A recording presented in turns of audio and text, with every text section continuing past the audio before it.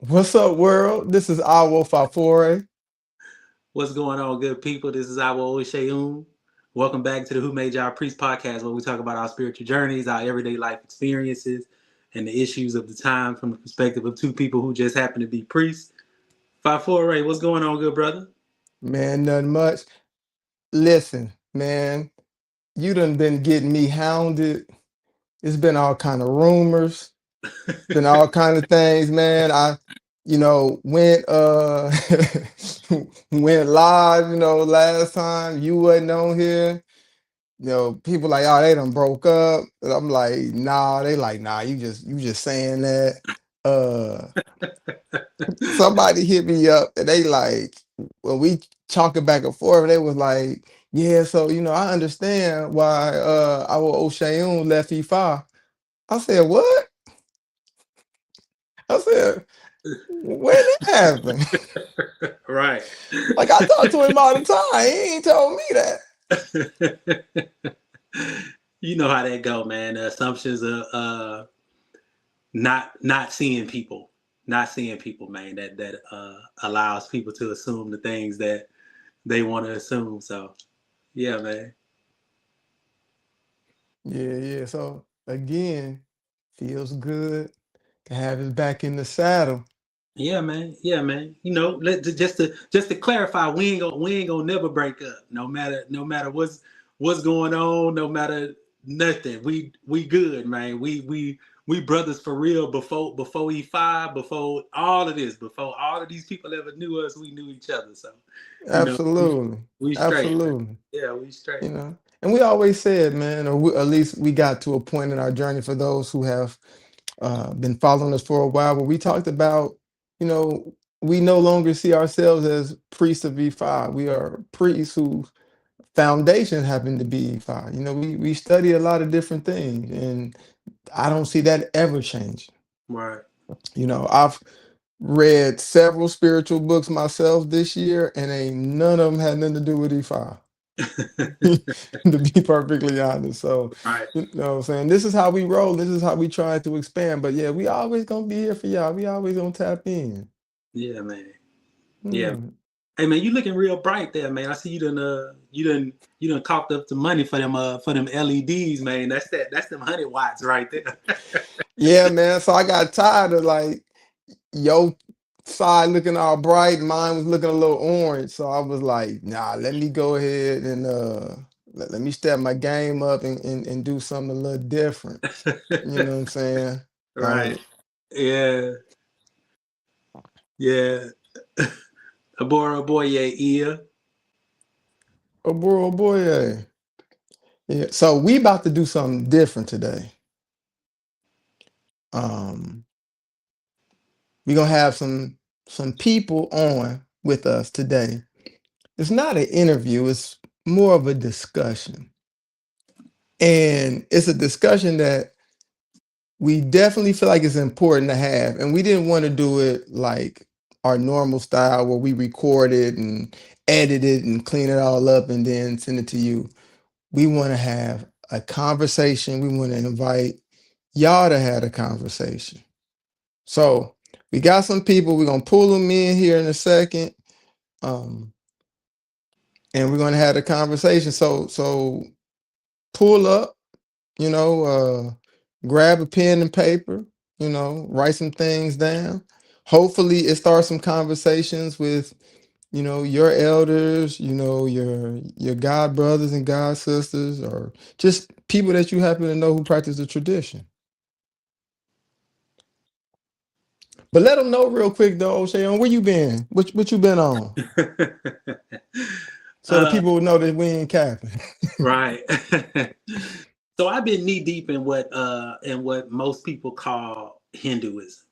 I've been uh, studying what is traditionally known as Vaishnavism, getting into the Bhagavad Gita, getting into the Srimad Bhagavatam, and going to the Hindu temples and learning from those elders about uh, Vaishnavism.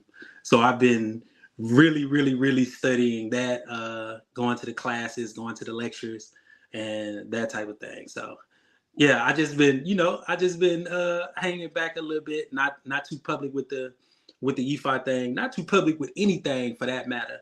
Just kind of ducking in, coming into my little library, my little spiritual room, coming in here and meditating, chanting, studying, those type of things. So yeah, I ain't went nowhere. I'm still here. That's what's up. The thing about you starting Hinduism now, you know, again, people who watched the episode, the podcast, follow us on social media. I started off in those Eastern traditions. And so when I came into Ifa, there were things that I saw in those traditions that I know is a part of the Odu Ifa, but it's not a part of the regular daily practice. And so for you to go in there now makes sense because I understand what you felt was missing. And not saying that I didn't feel that it wasn't missing. I just was able to grasp that from my study of Taoism. Like I've said a million times, if I had met the Taoist version of my Luo, I might not be Awo Fafore. I might be knee deep in Taoism and just stayed Right. there and I came in. But we got our people here that's joining us today, so I'm gonna go ahead and add them to the stage. Alafia, Alafia, Alafia. how are y'all? doing well. That's Okay. good. We appreciate y'all. We appreciate y'all taking time out of y'all busy schedule to come and speak with us for a little while. Absolutely, absolutely. Yeah. So we're gonna before we start and before we get into the discussion, we're gonna go ahead and let you guys introduce yourselves and tell a little bit about yourself and how you got into EFI. Who would like to Okay, start? I'll go. Okay. So I am Ifa Famimora Fayemi. My spiritual background started off in hoodoo. So I wasn't, within the Ifa space. I got introduced to Ifa through a god sister of mine who's no longer here. And so the the honest truth is when I had my first reading with Baba Femi, it Shout was out to our Luo. right. It was a matter of life and death for me, right? Mm, And so this man I had never met before just read me down to filth. And I said, now wait a minute. I said he said things that no one knew, not even the people who put me in touch with him. So I said, I have no reason, to doubt what he's saying to me. Mm-hmm. And sure enough, it was an incident that happened 2 weeks after I got my hand to be filed. And the doctor said, I don't know how you made it. You should have been dead within 5 minutes. Mm-hmm. mm, And so from that point, I was like, oh, I said, this shit's serious. this is real stuff. So that was my introduction into EFA.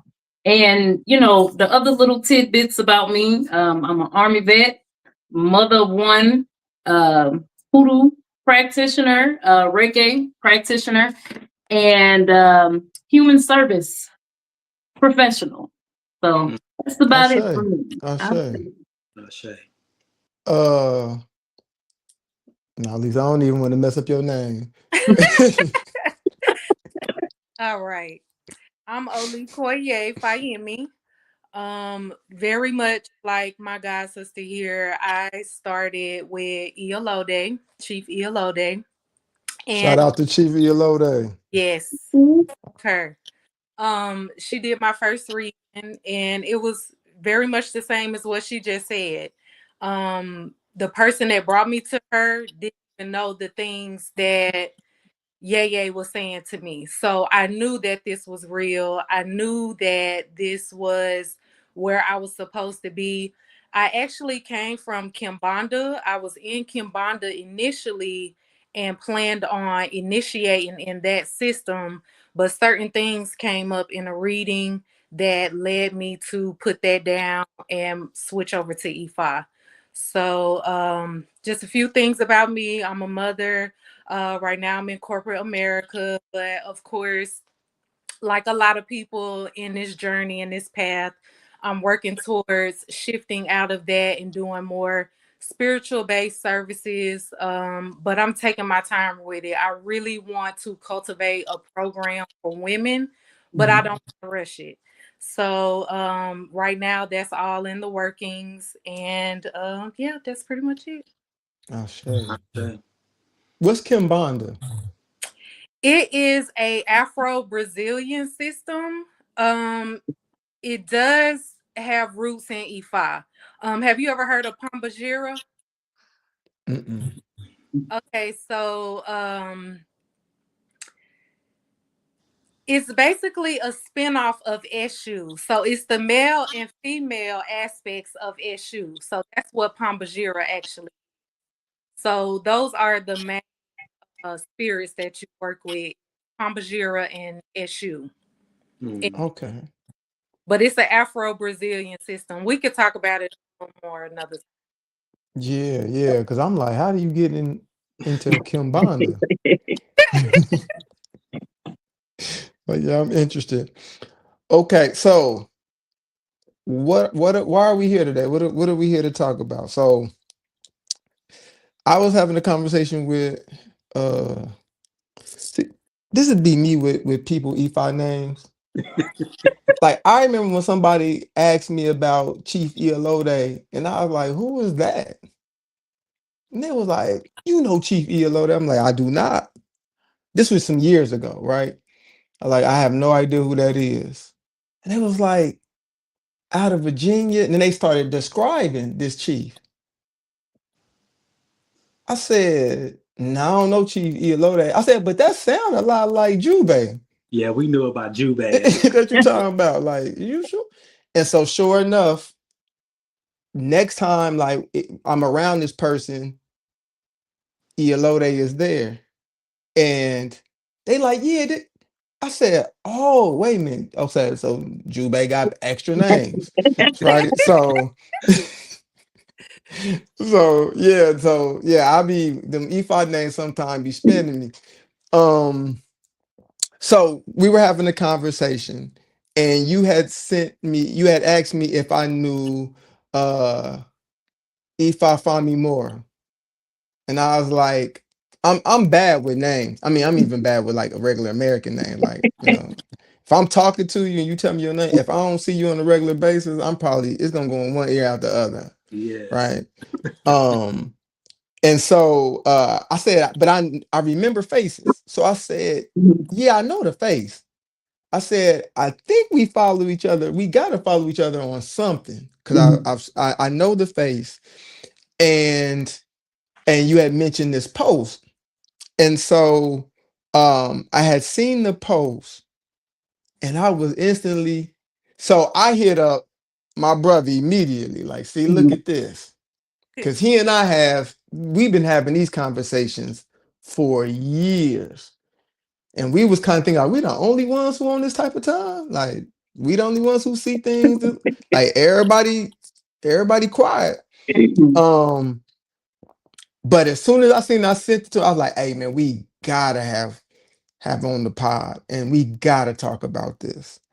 So first, if I found more, we wanted you to actually read your post and what you posted.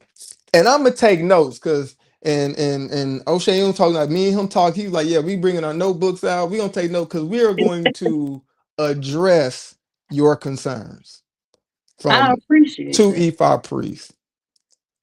Well, all right. Okay, then. Well, here we go. Starting off, my name is Ifa Famimora Fayemi, and I'm opening the floor for discussion with care, sincerity, and respect. This is not an invitation for aggression, deflection, hierarchy policing, or ego-driven responses. This reflection is something I have been sitting with, observing, discerning for over 6 years throughout my journey in Ifa. During that time, I have seen much, heard much, been exposed to many layers of practice, teaching styles, and community dynamics. What I am sharing is not a jab at any individual or lineage, nor is it an attempt to undermine elders, priests, or tradition. It is an observation, a pattern, a commonality that appears across spaces, and one that I believe deserves thoughtful conversation rather than silence. If we believe that IFA is a living system, one that requires transmission, accountability, humility, and continual learning, then we must also be willing to examine the environments we create for those who are learning. A needed conversation on respect, initiation, and accountability in IFA communities. This reflection is offered with respect for elders and tradition, not as a call out, but as a call in. There is a conversation that needs to be had regarding why initiation, excuse me, lost my place. Okay, sorry. There is a conversation that needs to be had regarding why initiation and priesthood specifically has become so closely associated with being heard, valued, and treated with dignity within IFA and the communities. There is a recurring narrative that everyone wants to be a priest for respect, yet that statement stops short of addressing the deeper question. Why does respect feel inaccessible without initiation? When respect becomes a primary currency rather than teaching and mentorship and shared accountability, it creates an environment where priesthood is seen less as a calling and more as a shield against dismissal. Respect for priests matters. It honors sacrifices made, the work endured, and the responsibilities carried. But respect should not exist in isolation from education. When people are told that priests must be respected without being taught why, curiosity is misread as insolence, and questions are framed as threats rather than an invitation to teach. We are allowed to ask why. Inquiry is not disrespect. It is how understanding is built. Everyone wants to be a priest, but nobody wants to do the work. I've seen some of these priests. What work?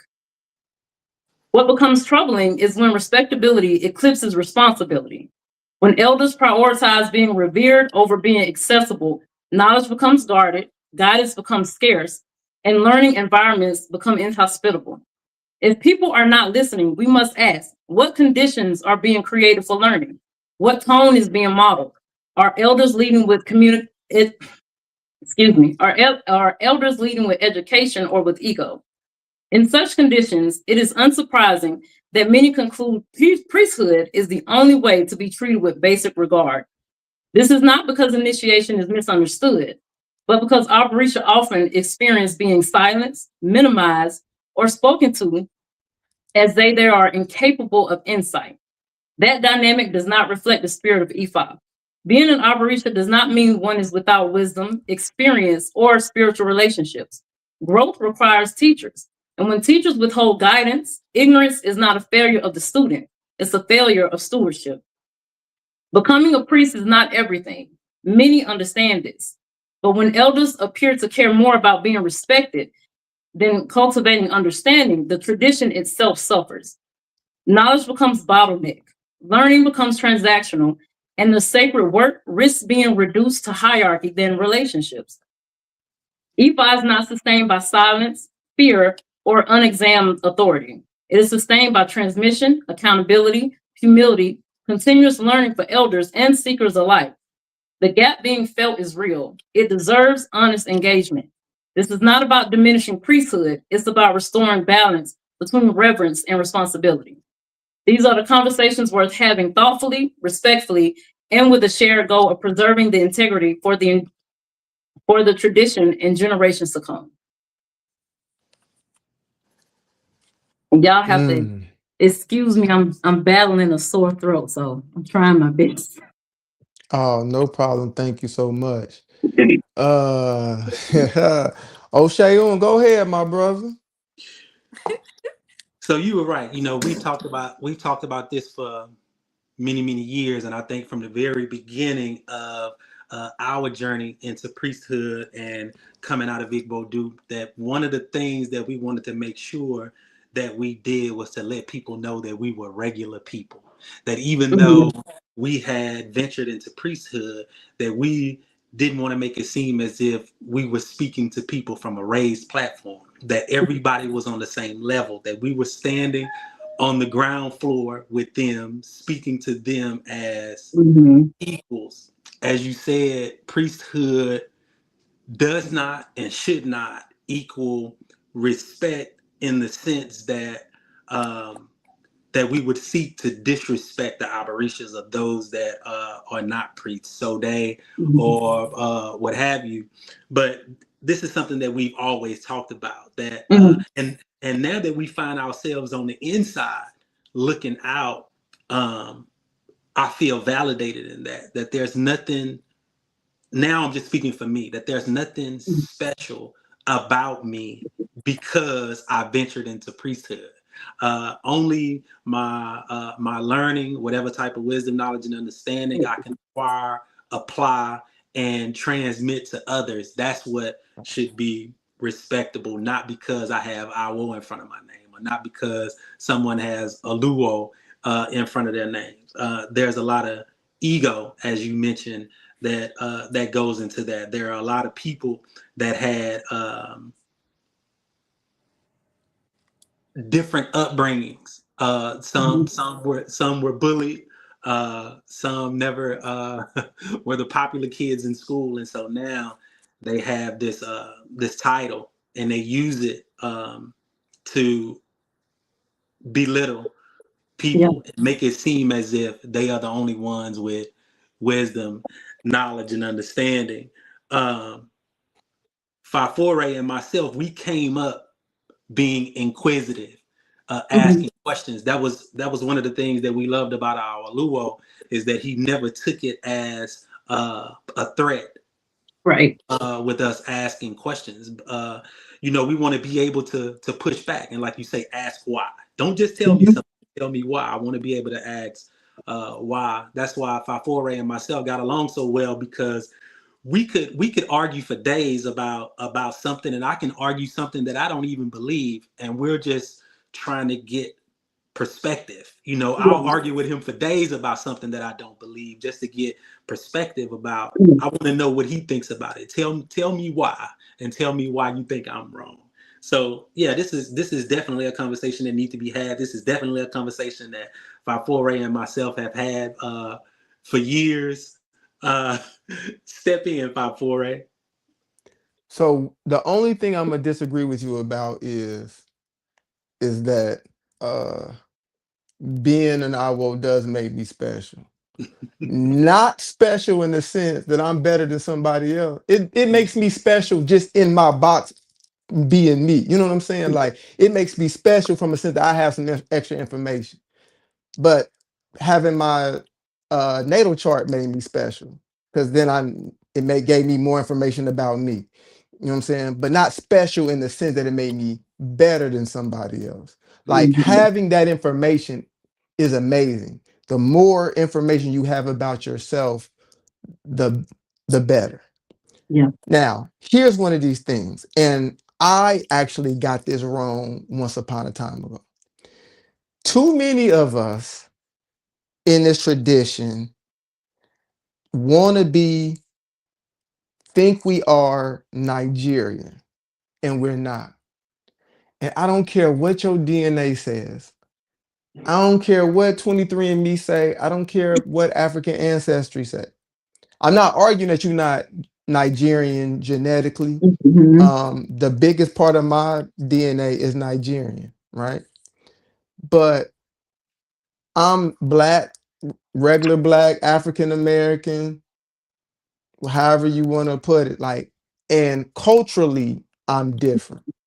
You know, O'Shea can tell you. I used to always say, you used to always want to wear them hats like they be doing in Nigeria.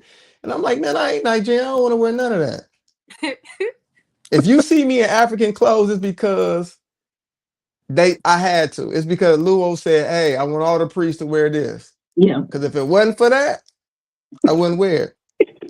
Maybe Eric Blue Moon, I might throw something on to be different, but no, that ain't my thing. Yeah. I'm black. I'm happy to be black, right? I'm happy to Mhm. be Nigerian too. I'm happy to be Haitian. I'm happy to be from Benin and Togo, all those different things, right? That incorporate my DNA, and I pay respect to my ancestors. But I chose to be here at this time for a reason, and I honor and respect that. I say. However, there are some things that in our trying to be Nigerian, there are some steps that we skip, and there's some things that we got way wrong. Mhm. For some people, like I'm gonna say probably a, a quarter of priesthood is not a calling.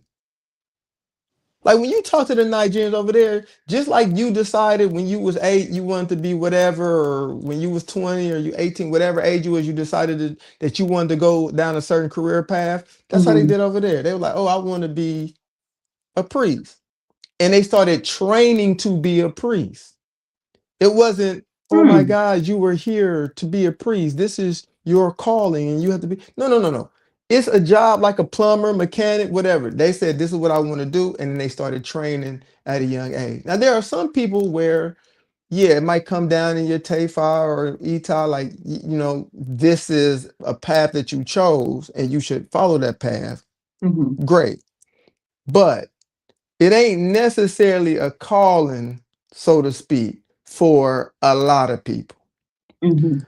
Another thing that I got wrong, Taifa does not make you a priest.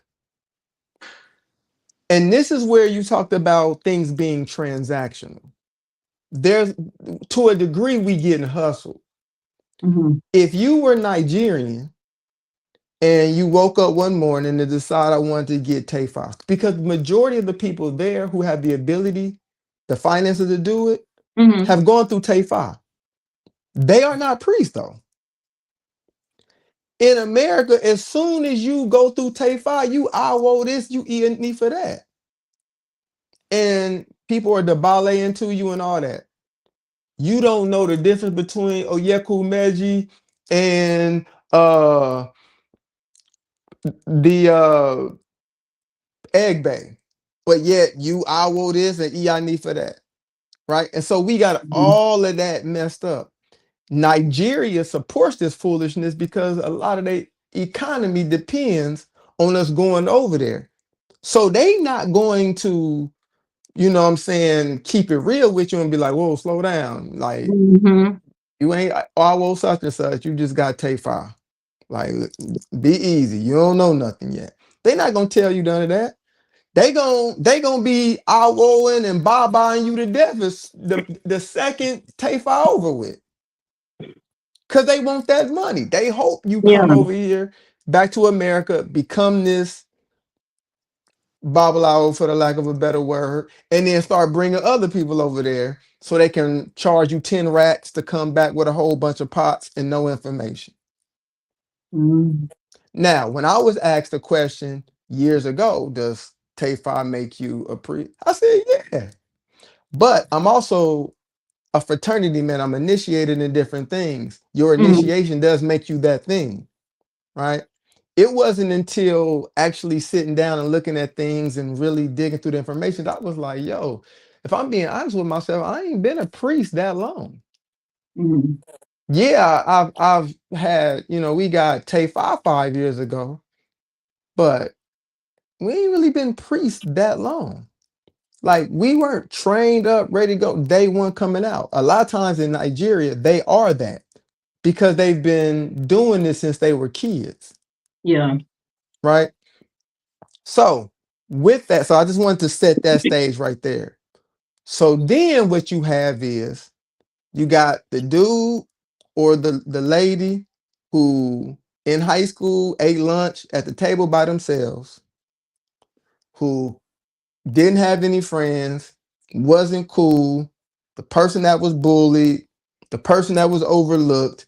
They get into consciousness and then they get this TAFA, they become owl such and such, they come EI such and such, Mhm. and now here you got the ego. Mhm. That's where the ego comes from. Because this is the first time that somebody actually cared to hear what they had to say. Somebody actually wanted to hear their opinion. Mm-hmm. So that is what we have running around America at this point. I can't speak to the other parts of the diaspora. So I wanted to set the stage for people to understand who are the godmothers and the godfathers in the US. I'm not saying everybody. I Right. feel like I hit the jackpot, or we hit the jackpot. Mm-hmm. You know, our Luo is the real deal as far as I'm concerned. Yes, absolutely. You know, and he wasn't trained in the E5, but he was trained in esoteric ancient knowledge for a Mm-hmm. long time before he became a priest. So he hit the ground running because he had actually been trained, not Mm-hmm. specifically in E5, but he had been trained. So once he got here, he got the E5, he already had the sauce. So he's one of those few people, Baba Dari as well. They're one of those few Mm-hmm. people who actually had some kind of training before Tefa, like good training, great training. Baba Dari studied, you know, Hinduism, Buddhism, all kind of different things. They Mm-hmm. both came up learning the traditions of ancient Egypt. So they were well versed in different things before they came there. So we didn't have that issue from them. Right. Right. Yeah. So before we move on, Lisa, I'm gonna mess up your name. Say your name one more time. You can call me Lissa. What's that? Ola Koye? Is that how you say it? Oli Koye. Oli Koye. I'm gonna say Oli Koye. Okay, Oli Koye. That was All right. perfect. You didn't even look. Yeah. I'm Yoruba now. um, so I responded on the post and for one thanked her for opening up the floor to have the conversation. I personally feel like it's such a complex and layered thing. It's very hard to speak in generalities. Mm-hmm. So I think there's no one solution, but as long as we're looking at it from a point of view where we have these godparents who have set a foundation for us, and we know what we can do personally to make that foundation even stronger, that should be the focus. How are we going to move forward for those who do plan on becoming priests and taking God children? I also think that we need to be realistic about structure. I think Mm-hmm. structure is very important, and that's a big thing that's missing. Much like with when you're younger and you play the telephone game, because this is considered an oral tradition, this is something you have to take into account. When you play the telephone game, when it gets from person 1 to person 25, it's a completely different thing. So, how can we add structure to it, make it better without losing a lot of it, if that makes sense? Mhm. Um, Mm-hmm. I also think that sometimes there needs to be a little more patience for the people in diaspora. I've told Fafore before, because we've had several different conversations Mm-hmm. personally just about Ifa. There needs to be a different type of Ifa for children of the diaspora. Mm-hmm. I personally don't know what that looks like. Mm. Um, but I do think we need to take into accountability that everybody doesn't get it the same. Mm-hmm. Deconstruction process is not the same for everybody. Mm-hmm. And I think a lot of things get lost because godparents get frustrated. And it's a big undertaking to take on godchildren. And then to have to manage all these different personalities and their spiritual journeys, and then try to teach them as a collective. So I also think that we need to be more realistic about who actually should have godchildren and what other roles we can play in the community under people that are godparents for the ones who are not going to have godchildren, because there's roles that they can play also that will support the community. It's a community effort. Mhm. And I think that a lot of the frustration that falls on certain priests is when they feel like they have to do a lot of things by themselves and they don't have the support. Mhm. Mm-hmm. Mm-hmm. Um, so I really think that um we need to be more realistic with those coming in, because on one end I see where there's an illusion of what Ifa is. Mhm. And now that I'm actually in it, I see what the reality of Ifa is. Mm-hmm. And before we bring in more people, Yeah. just need to have a better understanding of what that journey looks like. Because a lot of times you don't find out anything until you receive your hand to Ifa. Yeah. And I You think that's a it's a, part of the problem. Like one of the things that you said is you talked about godparents setting the foundation. My Luo didn't set my foundation. And I can speak also for our Osheun. He didn't set his foundation. Just like with Baba, uh, his Aluo, Dr. Afalabi Apega, did not set his foundation. So I think that's one of the things. I didn't look for Baba to set my foundation, give me direction.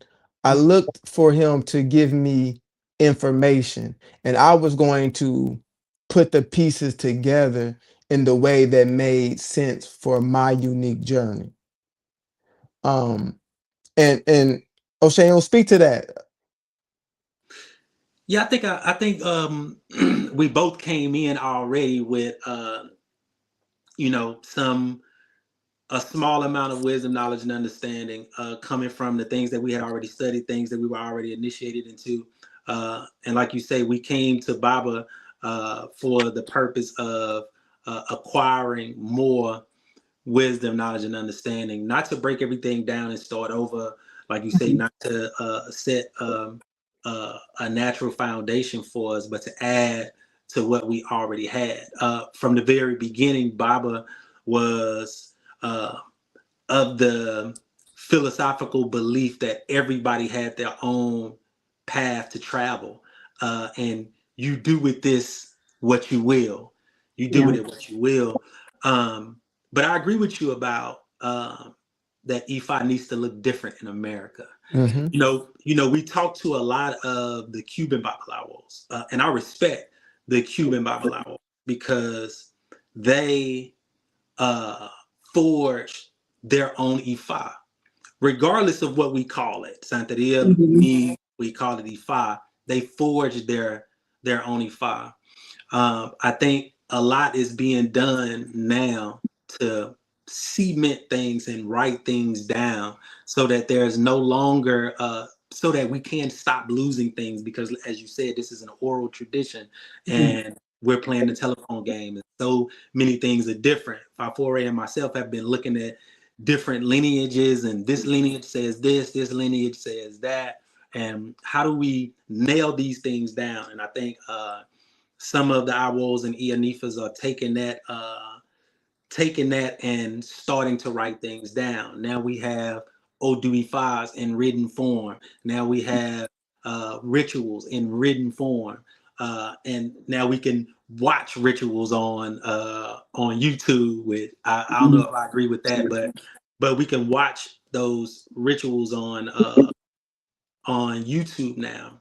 But it does need to be different here because our experiences are different here. The culture here is different, and I am leaning more toward the Cuban belief that if it's going to be something different in America, it needs to be called something different.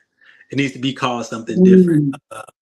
as well, the same way that the Cubans did it and called it Santeria, Lucumi, the way the Brazilians did it and called it Candomblé, that it needs to be something different in America as well. And let's call it what it is. We are not Nigerian, we're not Cuban, we're not Brazilian, we are Americans, and we're going to be practicing like this. I think Fafore and myself, I think at one point I wanted godchildren and he didn't. I think, and only because not because of any ego. I just felt like that it was part of my path to accumulate as much knowledge as I can, synthesize it, and give it to somebody else. It is. Now I'm kind of the understanding that even though that's something for me to do, that I don't necessarily need official godchildren to do that. That I can just, like, the people that find me in the world, and we find ourselves in those type of conversations. We have those conversations and we exchange wisdom, knowledge, understanding, and ideas in that way. And then if we forge a friendship and we continue to talk about those things, then that's the way that it'll be passed down from me to them. But yeah, this is a good conversation. This is a needed conversation. The thing about structure is and I think our structure needs to definitely be different from the way it is in Nigeria. It's not the same in Cuba. They have Oriates, and their Orisha priests and Ifa priests are separate, and those types of things. So a different structure needs to be here as well. Now, this is where I disagree with this structure thing. And I mean, I'm all about structure in my regular day-to-day life. Right. Here's the issue with structure. The structure creates, if I find me more, as you brought up, this hierarchy. And human beings have not shown, for as far back as recorded history goes, to do well with hierarchy. There are going to be those who are at the top who are going to take advantage of those who are further down the line. And so I'm really anti-hierarchy. Matter of fact, I don't even want, or I'm not even looking for a step-by-step, this is what this looks like. I don't believe that exists. I don't believe that there's a step-by-step for certain nuances in how individual orees move about.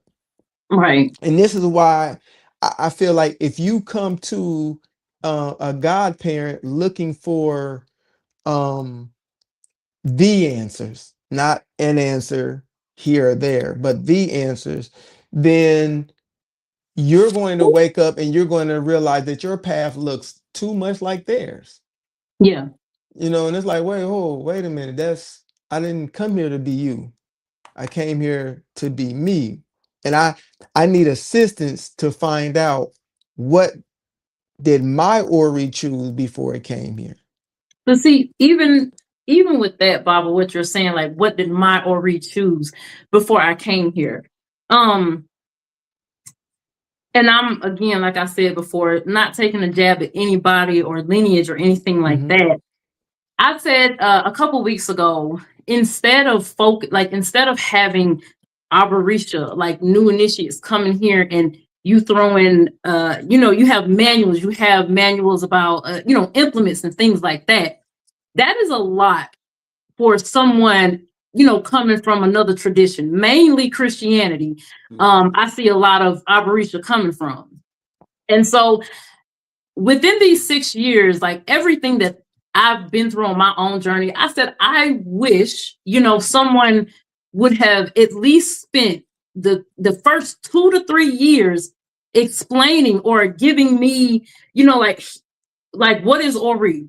I never knew what an Ori was before I got to Ifa. You know what I'm saying? Like, I knew what my inner self or my higher self was, but coming into Ifa and they're saying, oh, take care of your Ori and do these prayers of Ori.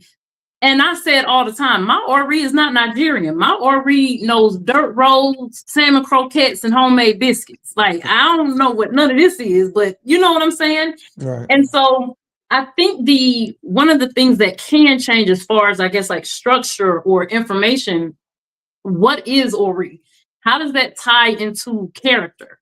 You know, and also along with these, things about Oris and character, a lot of people need mental help. Some people need therapy. But whether it's an ego or money grab or just trying to be seen with a lot of quality of God children, quantity of God children, and not necessarily quality, a lot of, not all, but some godparents, they can't explain and they don't want to explain. For my own, personal experience, some of the things that I've, had to deal with when it comes to my Ori, just look in the manual. I'm reading these prayers. I don't know what the hell this means.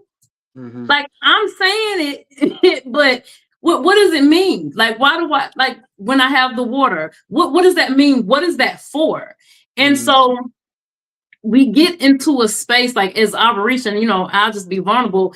I got into a space of like, yeah, I'm repeating this process and I'm saying it, but what does it mean? But then when I ask a question like, hey, what's this? Oh, you don't know what you're doing? And I'm like, no, I'm like, what is this? Like, how does this help me? Is this supposed to be character? Is this for transformation? So a lot of times, as an Operisha, and I ain't gonna hold you, I'm a little bit jealous of y'all because I know who y'all had teaching you. Like the things that y'all had, we don't have. And so and not y'all, but it's easy for some people to, it's easy for some people to say like, oh, you should have just did this, and oh, you didn't read this. The environment was hostile. The environment was scarce as hell. Because when you get barked at for asking a question that's in a manual, they say, oh, well, you didn't read it. If I don't understand what I'm reading, I cannot properly ask you the right question, that you coming at me with. And so what Lisa was saying, when it comes to structure, not necessarily. Yeah. It's like, it's not necessarily like I want you to 1, 2, 3 ABC me, but I need something. Like, I need to start with something, and just keep shunning me away. We're not gonna get anywhere. You ever think that you might be blocking your blessing? And let me preface it with this. So we talk about being spiritual, but then there's spiritual understandings that we oftentimes, as we walk in this material plane, we overlook. The Odu Oyekumeji talks about blockages and how oftentimes blockages is protection. So what if when you were asking certain questions and you were getting things that you didn't think was the answer that you needed or should have received, it was your ancestors actually trying to alert you that, hey, you might want to do something different. Like, maybe you need to sit back and analyze, well, why am I having, this difficulty? Why am I having this blockage? Let me give you a personal example. What's this, 2026? So I'm gonna probably say 4 years ago, maybe, I had my yearly reading with my Luo. And at this point, I'm an Awo. And Baba said, this year you will learn the kind of priest that you want to be. Not because you will look at somebody who will demonstrate all these things and you saying, yeah, that's what I want to be. But you will be taught what kind of priest you want to be, because you will be giving many instances of what you didn't want to be. And when I tell you that was spot on, that was spot on.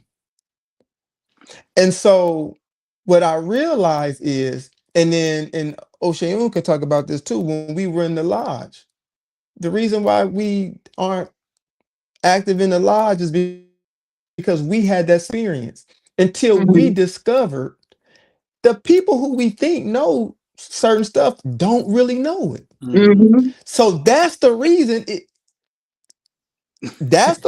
it's go read the manual. That's the reason a lot of times it's, oh, you don't know how to do this, because I don't know how to do it, and I don't want to tell you I don't want to know how to do it because you're gonna mess up my money. Because I'm doing rituals and I'm doing this, that, and the other, and I'm getting some Yeah. money. I said And that on the post in my comment. I did mention that. Sometimes people simply don't know. But I do think people need to understand EFI is a very personal journey. I say, It takes a lot of study and a long time to get certain things. Yeah. But if you're persistent and this is where you're supposed to be, you will get it. It just takes time. Because even with me, I could go back to lectures that I watched Baba do my first Mhm. year, and now the things that he was saying is clicking because Yeah. I have so much more experience in the tradition now. So it takes a lot of self-study. You cannot come into this and be dependent on your godparents for everything. Right. It's not gonna be that type of thing. But I think I agree with you, if I find me more. Um, not coming into the tradition and depending on the godparents for everything, but there are some basic things, some basic philosophical understandings of Ifa that you must have to progress. And one of those things is Ori. I Mm. feel like Fafore and myself were filling in a gap and coming in with the basic things of Ori, ancestors, and Obi divination, really trying to get people to understand what Ori is, Mhm. why there a necessity of ancestor reverence and being able to communicate with both with Obi. And we were trying to find easy ways to be able to explain those things to people that were coming into the tradition very new, who had no idea what Ori was, had no idea what Obi was, had no idea what Iwapele was, Mhm. what is character according to Ifa, and our ability to be able to explain those things. I feel that that's what makes you a priest. Like Fafore said, that going through Tefa doesn't make you a priest. What makes you a Mhm. priest, what makes you a true preservator of the tradition, is acquiring the wisdom, knowledge, and understanding, synthesizing it, and being able to transmit it to other people in ways that they can understand it. And I Yeah. think that's the structure that you were talking about, more like a syllabus, more like a structured way of Yeah. learning these things that we don't know. What is Ori? What is Obi? What is Iwapele? What is Mhm. very basic foundational things? And I think those things you Yeah. should be able to rely on your elders for. Now, the path that you build from those things is very, very, very personal. It's very personal. The way that you interact with your Ori is very personal. But the only way that you can truly interact with your Ori, you have to know what it is. You have to know what it is that you are making an attempt to interact with. So I agree with you on that. That those are the type of things that we should be able to come into. I mean, we had it with our Aluo. We Mhm. learned very early Ori, what is Ori, what is Iwapele, what is Obi? How do we learn Mhm. this Obi thing, and how do we communicate ourselves and Right. not need the priests to be able to communicate with our Ori, with our ancestors, and Mhm. those type of things. So I definitely agree that's necessary. That there are some things that we need to learn on a very uh, basic level to increase the quality of the people that are coming into uh, the tradition. I also agree with Olikoye that that before bringing new people in, that we need to kind of boil the milk, that we kind of need to figure out what it is that we're trying to do before we start to add new people to the bunch. We have to be able to transmit this tradition, and if we can't properly transmit it, Mhm. it will die at some point. We have to be able to transmit it. But here's what I think the problem is. I don't think Ori, OB divination, I don't think those things are EFI 101. I don't think those are the basics of EFI. I learned the basics of EFI in Taoism before I even came to EFI. You, Oshayon, are learning the basics of E5. I mean, you already know them, but I'm saying you are learning the basics of E5 now in Hinduism. And when I think about the basics of E5, the wisdom of nature, the natural order of things, that's not Ori, that's not Obi, that's not Orisha. Like if I started a Ile tomorrow, my people wouldn't even know what an Orisha was for, I don't know, probably a year. Like that ain't how you gonna start. And I said that. Because here's the thing, it's people every day who know about Ori, who know about Obi, who know about Orisha, who is dying of from diseases. It's people who know all of those different things who are in financial peril. It's people who know all of those different things who struggle with their relationships. The wisdom of nature, the natural order of things, understanding who you are, what you came here to do, how you interact with the things around you, how you operate in the world. That is the foundation. I've been saying it on this podcast many times. If you want to know the basics of E5, go watch National Geographic. What go watch I don't care what it is. National Geographic about the lions, National Geographic in the Amazon. What are they going to talk about? They're going to talk about where those animals live. They're going to talk about the biology of those animals. They're going to talk about what they eat. They're going to talk about how they mate, when they have babies, how they operate in a community with like animals, and how do they operate in a community of animals not like them. Do they have predators, or are they apex predators? Depending on that, how do they maneuver around? That is E5 101. No Ori, no Obi, no Orisha, none of that. We don't know none of that. The thing that I respect about Hinduism and Taoism, I mean, O'Shayon, you've been to the temple now a lot of times, right? Yeah. How many times you seen Whataburger at the temple?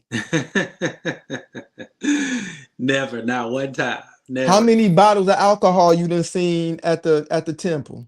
None. Not a drop. Where they smoking at the temple? Nowhere, man. Right. That is the wisdom of nature.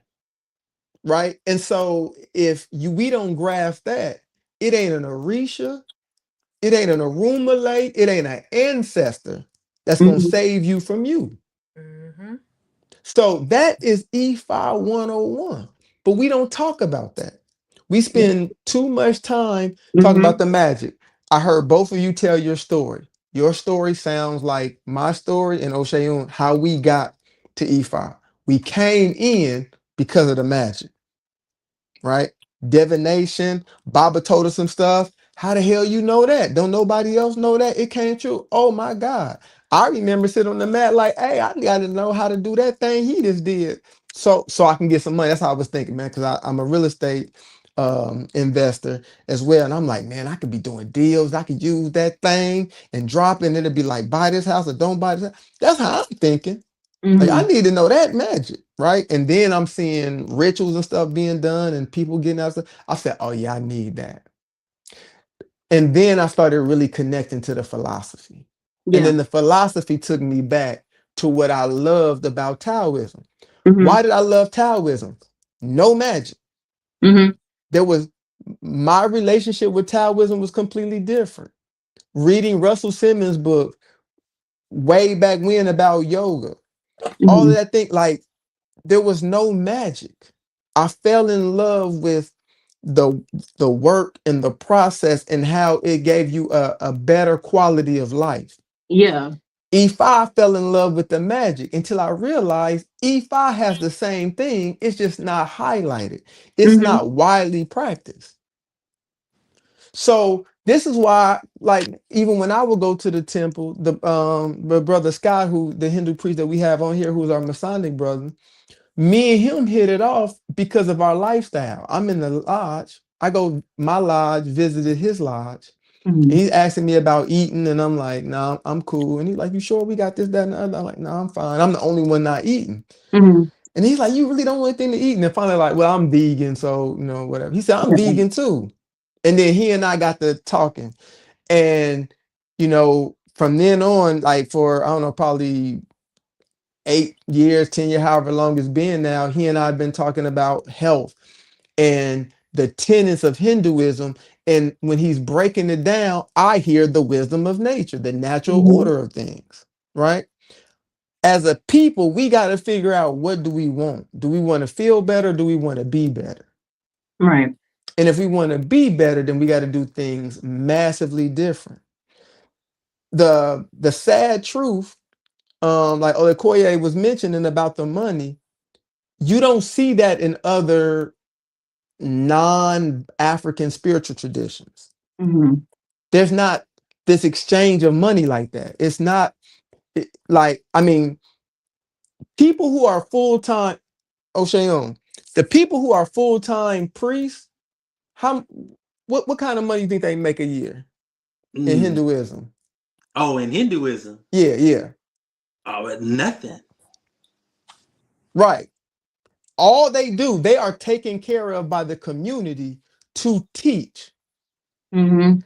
You can't rely on, first of all, we don't have a community.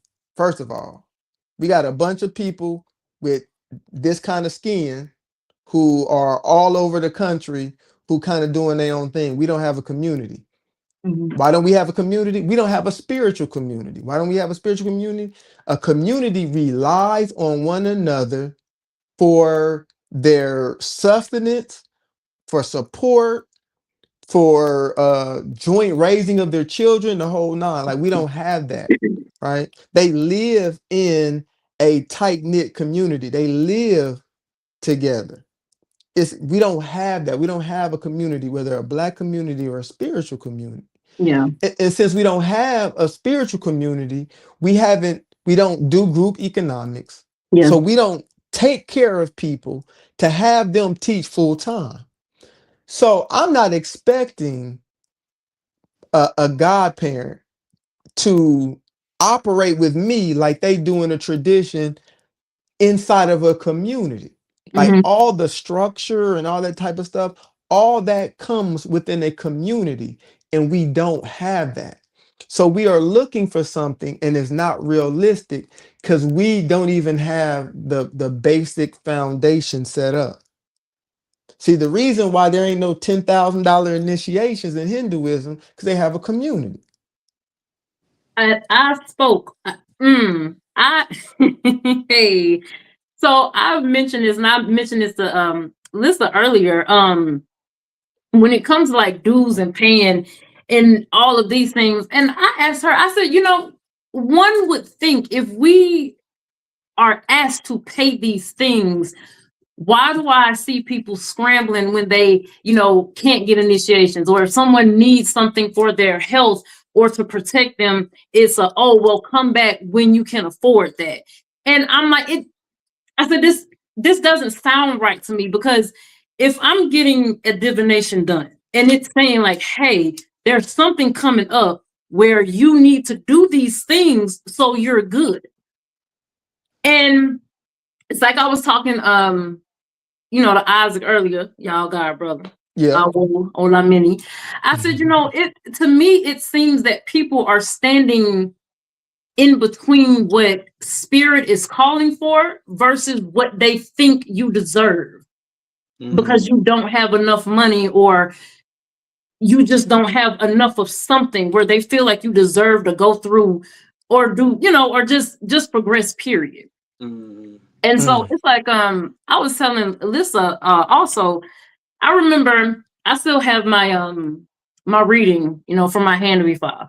And listening to that now versus then, I said, well, how the hell did I didn't catch some of this, early on. And it took me 6 years to get to this point where I'm at now.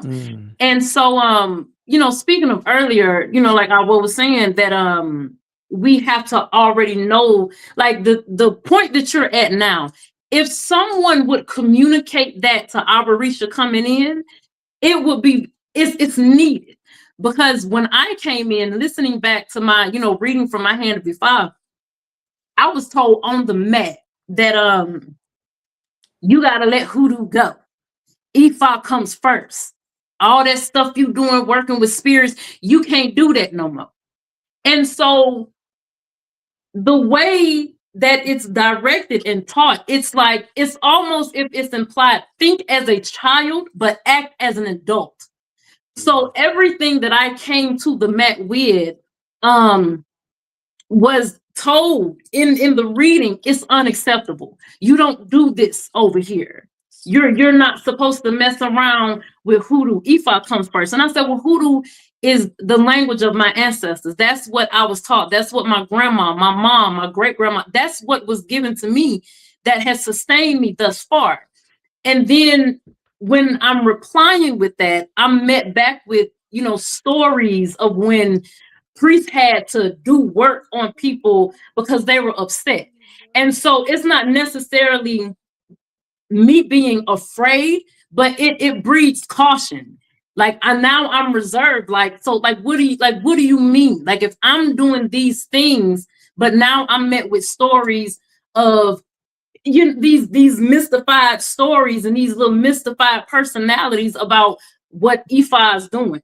And I had to step outside of that at this 6-year mark. I said, none of this is Ifa. All of this is y'all. This is your ego. You don't have emotional stability. Like, all of these things you're talking about are actions of people. This is not the language of nature. This is not Ifa. And because I was literally taught not to go out and ask questions, I was told, don't ask anybody else any questions. You come here first. But when I come here first, I'm shoved off. Don't go get a reading from nobody else, because if you do, people don't have your best interest at heart. These are things that I already know. So going back to my reading with Baba Femi, when this man told me you need Ifa to save your life, because that was my introduction to Ifa. When they say, oh, don't go to other people for readings because you don't know their intentions with that. Now I'm sitting here in a bubble, right? I'm just sitting here in a bubble waiting and waiting and waiting, and things are passing me by. I'm not getting readings on time. Things are falling apart. It's elbows that need to be that need to be done, but I'm being told, oh, we got all year to do that. No, we don't actually. We don't have all year to do this.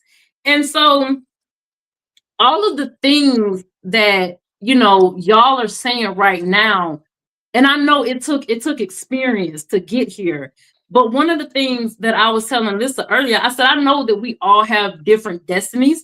I said, but some of these experiences are just by familiarity. It's not necessarily, oh, this is supposed to happen to you. You know what I mean? Like, and again, I know Abarisha there's an accountability for Abarisha as well. Ask some questions. What does your self-study look like? Are you, taking the initiative? Like, there are things that we have to do as well. But if this is the environment that we're in, if we're not allowed to ask questions, and I'm gonna tell you, and I have, other God siblings, and y'all should see my inbox when I made that post. There are literal Abarisha afraid to ask questions. So they wanted me to ask questions for them because they feel like their godparents are going to attack them spiritually. And that's a problem. No, here the problem is, I just did a reading for somebody last night, and in there, Ifa said, your biggest blessing will be wrapped as challenges, right? And so spirit is definitely showing you something. The question is, are you getting the message? Now, I have always been somewhat of a rebel. I always make jokes that me and O'Sheaun was about to get kicked out of the lodge because we wasn't taking, you need more light and masonry to get that answer, or, oh, where you're not ready for that. We wasn't taking that, and we would call you out. We would tell you that don't make no sense. Like that Same. ain't it. Like I'm gonna be, I'm just gonna put it out there. Yeah, I've been vegan for almost 13 years. I ain't ate not near an elbow, not a sliver. I've been told just take a little space and eat it. No, because how I care about my health and how you care about your health is two different things. Right. And to me, I don't care who prayed over it. White Jesus himself could have prayed over it. It's not going in my mind change the fact that that goat is a goat. Point blank, period. Right. And so, and then people would tell me, well, if and they would look at me like I'm a problem because I don't want to eat the elbow. Oh, if you don't eat the elbow, you won't get your blessings. This I've is me heard that. being me. I said, well, where your blessings at? And you eating all the elbow. Because where I'm standing, if we want to compare, I'm good. Right. And Right. ain't not there go. So what? I don't get it. And then I would go, well, let's keep it E5 then. Take ego out of it. Basically, you just told me my Ori and my ancestors and my spirit guides ain't capable. Because if my blessings is dependent upon me eating this goat, then I can just bypass them and buy me a goat farm and just eat goat all day and be rolling in the money. Like, make it make sense. And so I'm a logical person. I'm a life path 7. I'm very logical. I'm a Virgo sun, very logical. We have a day called Money Mondays. Why ain't nobody got no money? Well, these Aj rituals. The object, man, they used to do this thing where once a year we'll send money over to Africa and we supposed to get all these blessings. And I'll be like, yo, I've been to Africa. I've been to not the specific villages, but I've been to other places. Like that ain't, I could see if you said we were sending our money to Dubai and they was gonna do the ritual and then, all right, I could feel you on that. Bet. But let's be logical, right? If you not doing what you supposed to do, it ain't a man, woman, Ian, Nifa, Sangoma, Ugan who can make it happen for you. If you not doing what you supposed to be doing, things ain't gonna flow the way they supposed to flow.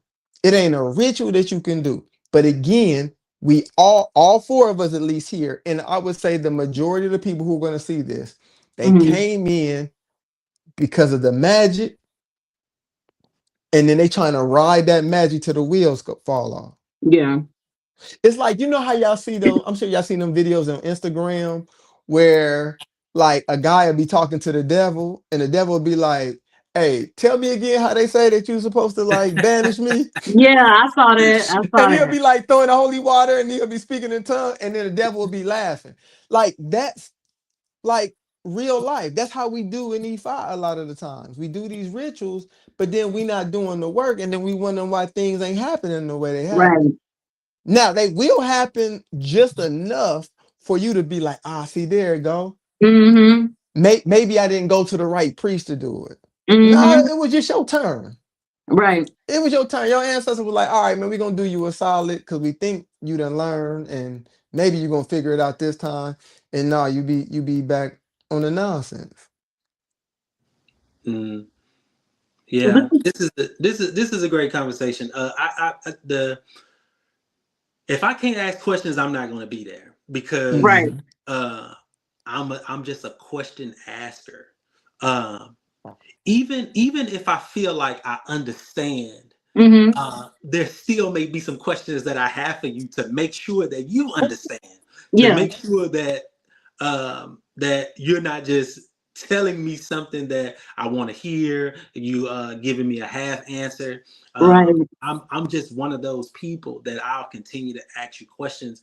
I've gotten to the point where I have to preface my questions with, I don't want you to think that I'm trying to be combative when I Right. ask you questions, but I'm going to be pushing back to make Yeah. sure that I understand. I'll even tell people I'm slow.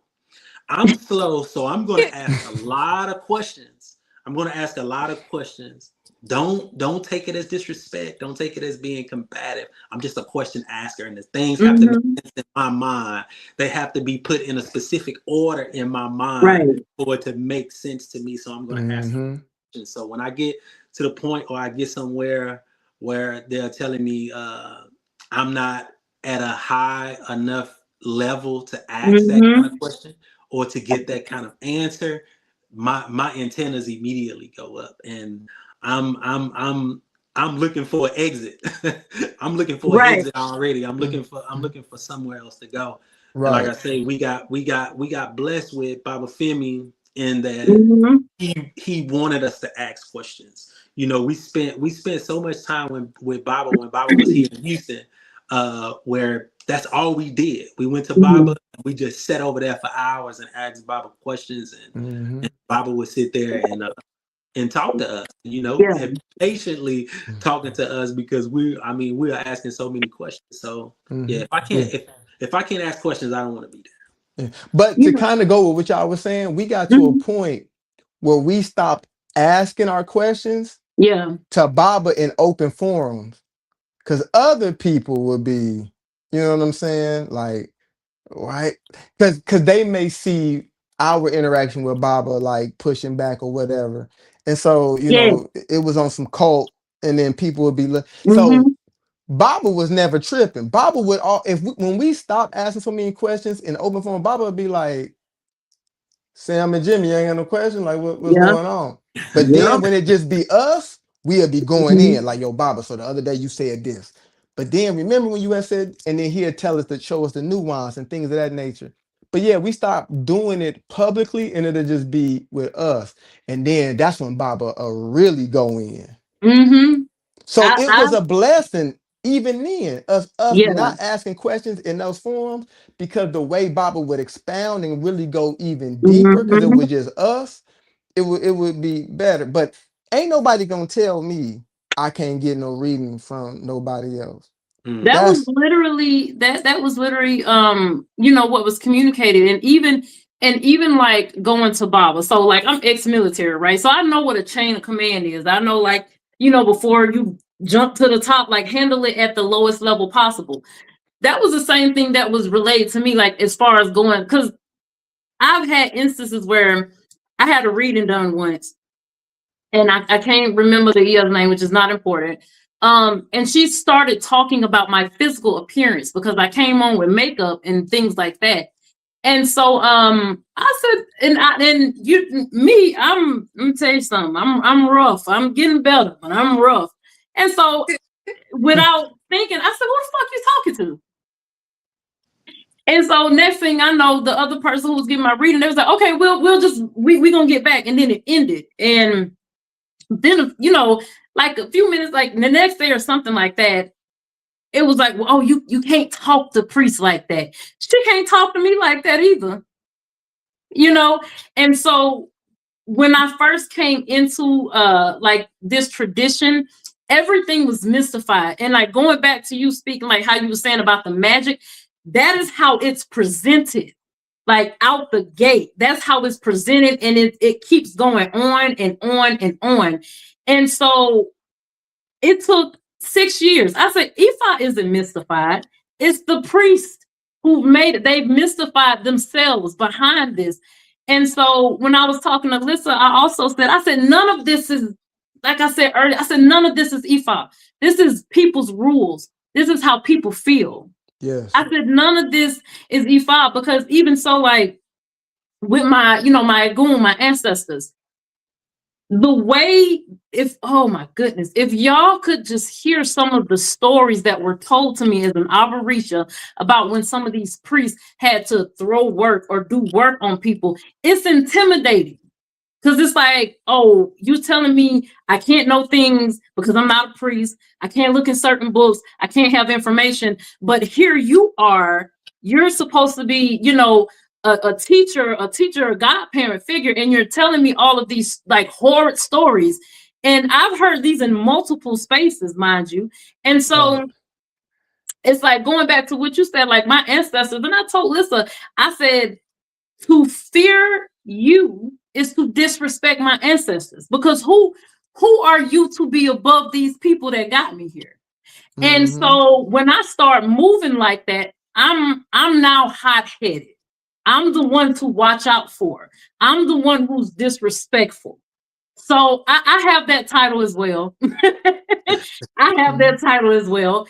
And it's I was even told by one of my god sisters, she was like, you sure you want to do this? Like, somebody gonna be mad.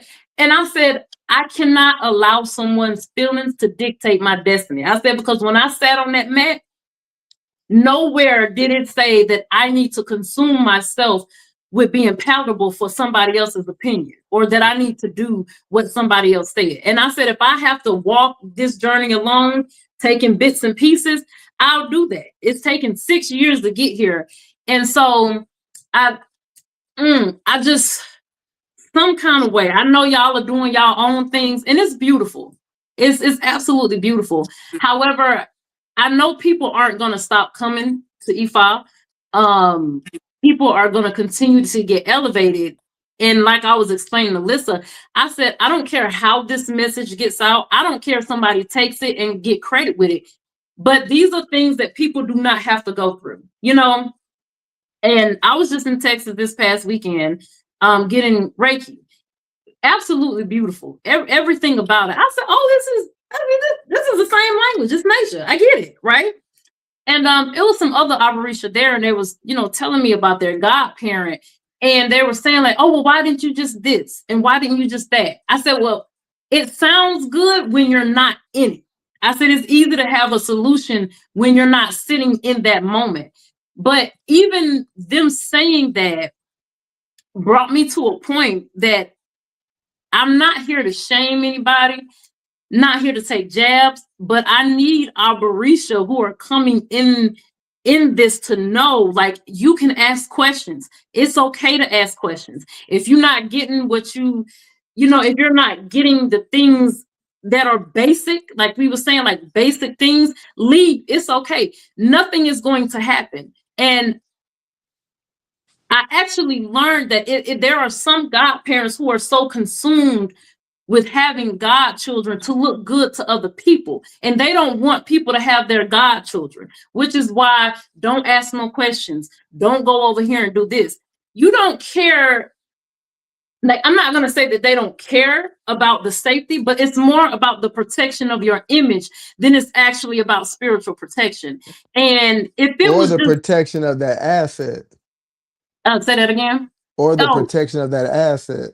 Yeah, absolutely. And I even said, if it was just me and another person feeling like this, I would take it on the chin and be like, okay, let me look. Have I done my due diligence? Have I been studying? Like, have I been, reading my manuals and things like that? But I have over 50 messages from people who are afraid.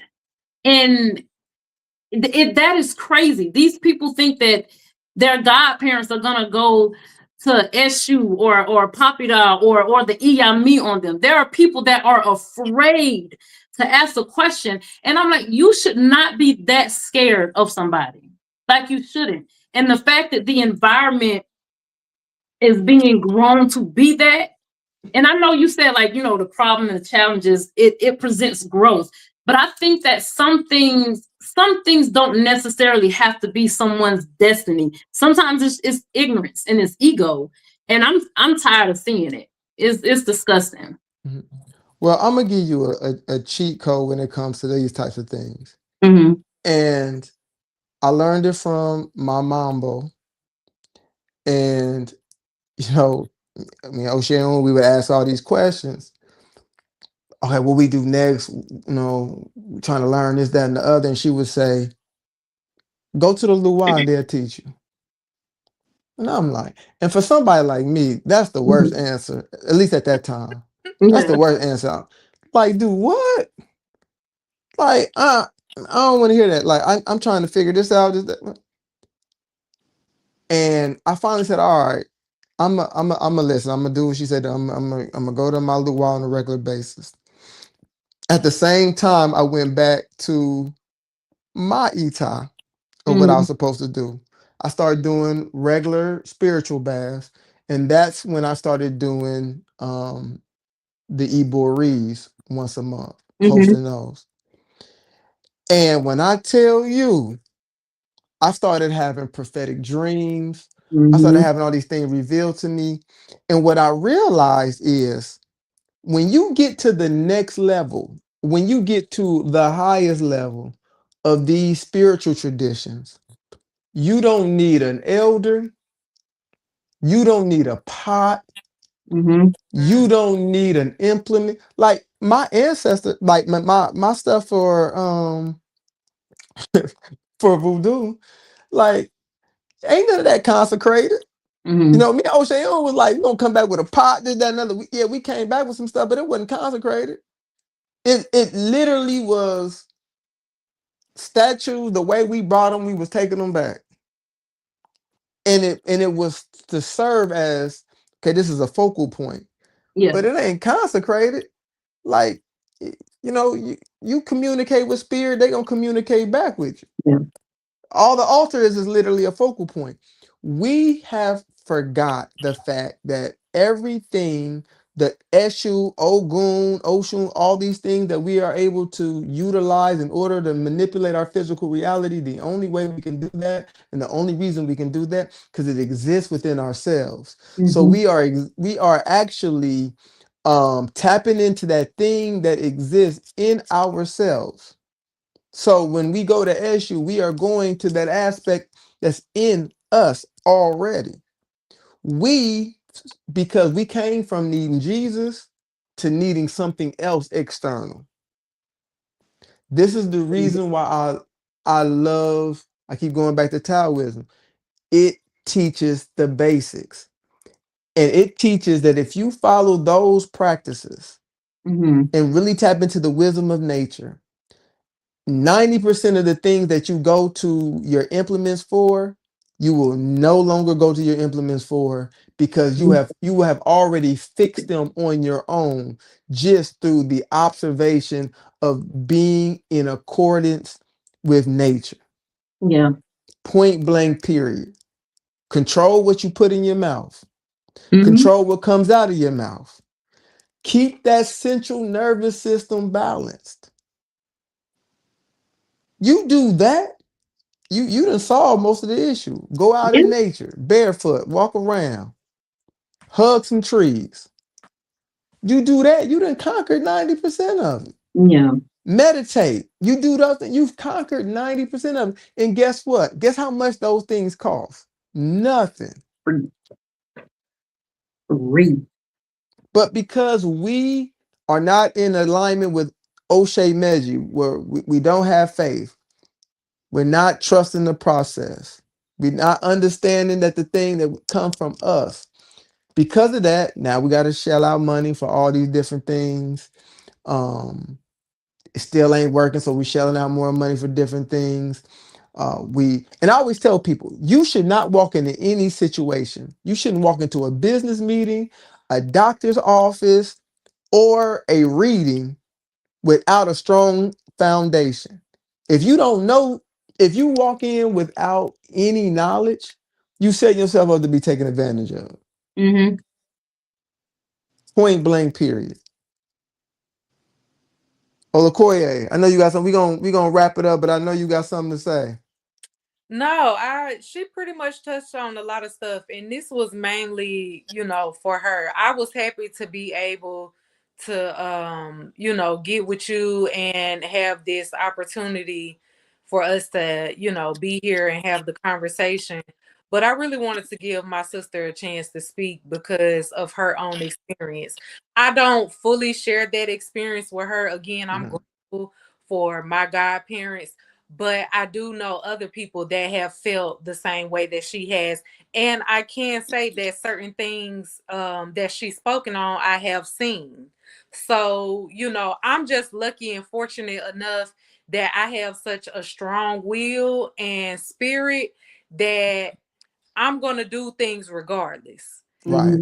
I don't get what I need from my godparents. I'm going to figure it out on my own. But again, like I said, we got to get to the point where people understand there's this illusion of E5, which is what y'all are speaking on with the mystical. Yeah. And people need to understand there's a real reality. This is about what choices are you willing to make different in your life to get the results that you want. You also have to understand that coming into this system, if destiny is a central point and you're so far removed from your destiny, you have to go through a phase where it's going to be chaotic to realign you. And I think while people are trying to navigate that, they start to get discouraged. They don't understand the chaos is the realignment to get them to where they need to be. So a lot of times they give up because they feel like they don't have the support or don't have the understanding that this is what the process is meant to do, to build your character, to get you where you're supposed to go. And then those are the people that turn around and go back to church because it's easier.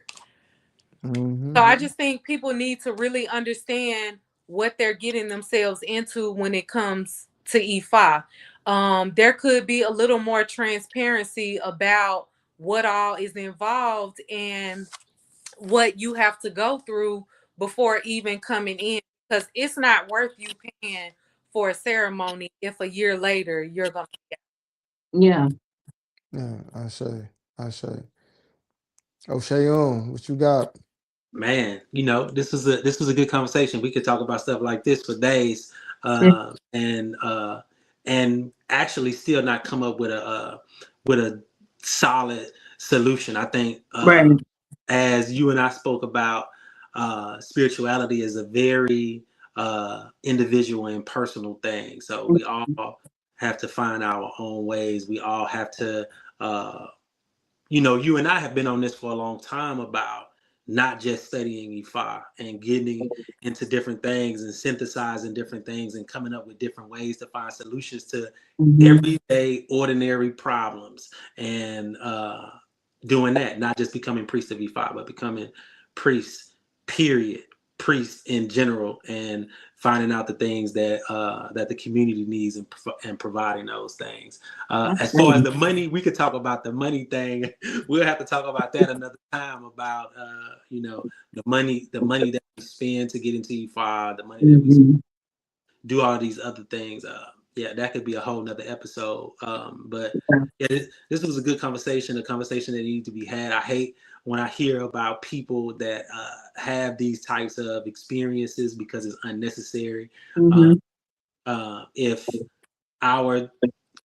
some of these elders or some of these people that we're calling elders, because we're in a culture now where we call elders people that are old, and it doesn't matter what they know. It doesn't matter what type of experiences they have. It's just that this person has been in E5 a day longer than you, so they're your elders. And I just don't agree with that. We've gotten to the point also where, because someone knows more information than you about E5, they think they know more information about you, about everything, about everything that there is to know, because you know more information about E5 than I do. Then you know everything more than I do. So I think we need to get away from that. I think we need to get away from calling elders who are just old. I think we need to get away from calling people elders who are just been in E5 10 days longer than us. I think we need to get away from those types of things. So yeah, we could talk about this forever. Yeah, man. I consider myself blessed that I met our Luo. When it comes to this teaching, not only the teaching, but how he interacts with people is dope. Mm-hmm.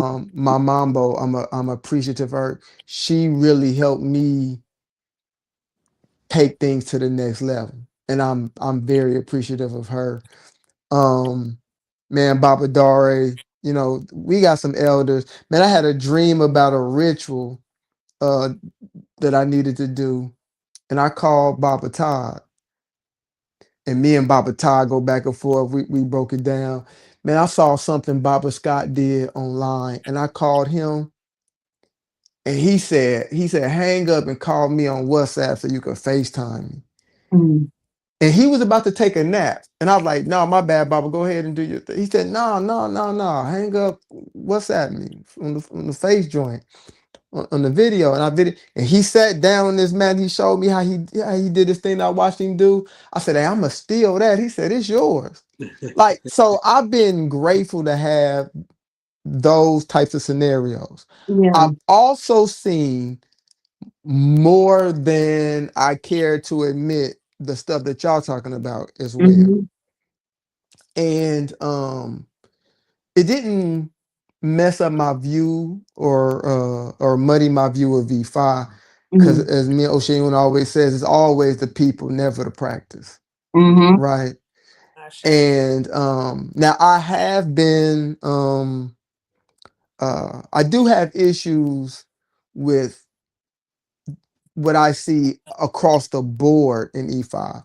I'm talking about from elay to elay, person to person. Mm-hmm. Again, the whole wisdom of nature. There's, you know, you're a priest of E5, but you literally have as a basis of time when the sun go down. I'm like, so I know you ain't going out in nature. I know you ain't hiking. You know what I'm saying? Like, I can look at you and tell that you're not saying no to nothing on your plate. Here he go. You know what I'm saying? But then somebody got to come to you and you telling them that spirit is telling them they need more discipline. Well, we know you ain't gonna be the one to show them Mm. the discipline. And so I'm saying that to say it is really up to us as the individual. I Mm-hmm. don't care if you a priest looking for more knowledge, an aberration looking for more knowledge. Yeah.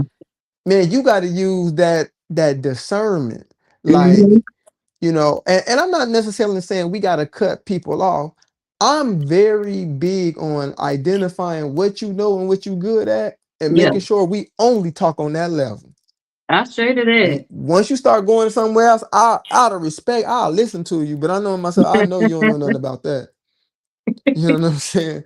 But that's what we got to start doing, using that discernment, keeping people Yeah. in their lane. I tell people all the time, like your problem is that you made your club friend, you try to make them like your friend. Yeah. Like that Mm-hmm. ain't they role. When you ready to go party, you call them. And then when you leave the club, you dap them up, say goodbye, and then next time you ready to go to the club, you call them.